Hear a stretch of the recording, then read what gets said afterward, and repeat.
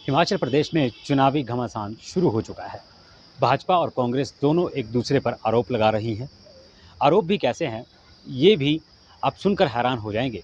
इस वक्त हमारे साथ कांग्रेस के कोषाध्यक्ष डॉक्टर राजेश हैं। इनसे जानेंगे कि आखिर भारतीय जनता पार्टी आप पर क्यों हमलावर हो जाती है और ऐसा क्या है कि आपदा में भारतीय जनता पार्टी आरोप लगा रही है कि केंद्र से मदद मिली, लेकिन कांग्रेस को उसको दिखाना नहीं चाहती, सिर्फ दिखावा जो है वो कांग्रेस कर रही है।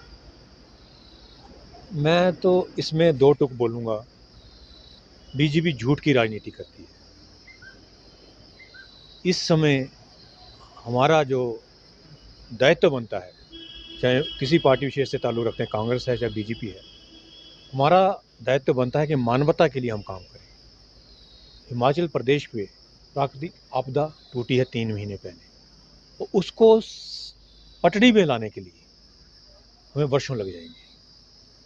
इस वक्त हमें चाहिए था, दोनों राजनीतिक दलों को, जैसे केंद्र में बीजेपी की सत्ता है, वो हमें विशेष आर्थिक पैकेज आपदा राज्य घोषित कर रहे होते, जिससे हिमाचल प्रदेश को विशेष आर्थिक पैकेज आता और लोगों को हम राहत पहुंचा सकते।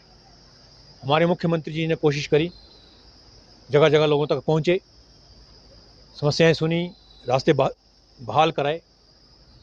और एक बड़े दुख की बात है, कांगड़ा चंबा क्षेत्र में जो रेलवे लाइन गुजरती है वो बड़े दिनों से बंद पड़ी है।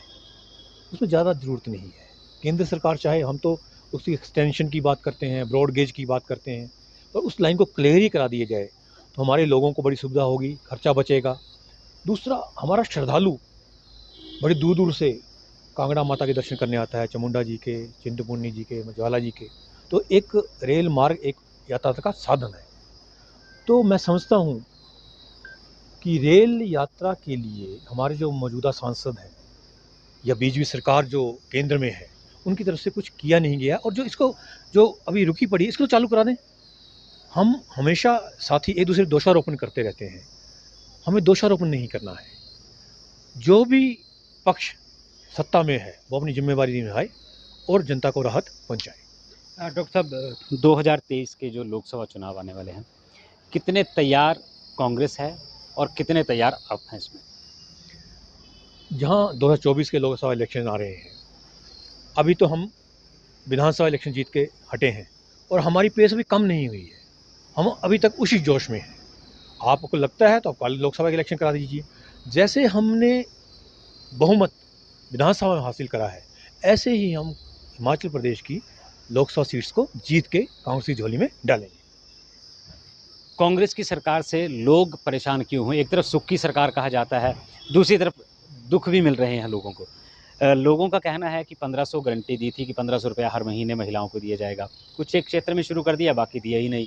गारंटियों पर खरी नहीं उतर पाई है कांग्रेस। ऐसे में भाजपा तो आरोप लगा ही रही है, लेकिन अब जो लोग हैं वो भी बोलना शुरू हो चुके हैं। आप ठीक बोल रहे हैं। हमें जो गारंटीज़ पूरी करनी है और जो वादे पूरे करने हैं, उसके लिए हमें 5 साल का कार्यकाल मिला है। हमारे मुख्यमंत्री जी ने उस पर कार्य भी शुरू कर दिया था, पर आपदा के आगे किसी का बस नहीं चलता है, वो अनहोनी है। उससे इस कार्य में रुकावट आई है, पर उसको हमने परमानेंटली बंद करा, ऐसा कोई हमारी मंशा नहीं है। जैसे ही हमारे हालात सुधरेंगे, लोगों को जो उनको कमिटमेंट्स करी गई हैं पूरी करेंगे, क्योंकि हमारा राष्ट्रीय नेतृत्व जो है राहुल गांधी जी हैं, वो इस बात में पूरा विश्वास रखते हैं जो वादे करेंगे इनको पूरा किए जाए।